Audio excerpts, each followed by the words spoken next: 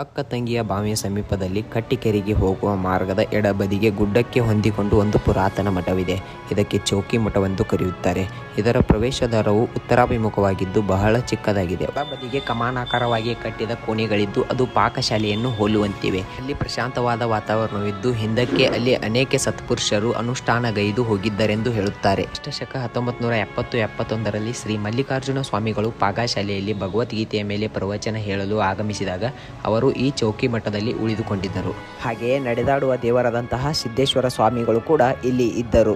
ಈ ಚೌಕಿ ಮಠದ ಪ್ರಶಾಂತವಾದ ವಾತಾವರಣ ಇನ್ನೊಂದು ಕಡೆ ಆ ಮಹಾತ್ಮರು ಇಲ್ಲಿ ತಪಸ್ಸು ಮಾಡಿದರಿಂದ ಈ ಮಠ ಇನ್ನಷ್ಟು ಪವಿತ್ರವಾಗಿದೆ. ಆದರೆ ಇಂದು ಈ ಮಠವು ಹಾಳು ಬಿದ್ದಿದೆ. ಕಳ್ಳ ಕಾಕರು ವಾಸಿಸುವ ತಾಣವಾಗಿದೆ. ನೋಡಿದರೆ ಭಯವನ್ನು ಹುಟ್ಟಿಸುವಂತಿದೆ. ಇದನ್ನೆಲ್ಲ ನೋಡಿದ ಶ್ರೀಗಳು ಜಮಖಂಡಿಯ ಶಾಸಕರಾದ ಶ್ರೀ ನಾಡೋಜ್ ಜಗದೀಶ್ ಉಡುಗುಂಟಿ ಅವರ ಗಮನಕ್ಕೆ ತಂದರು.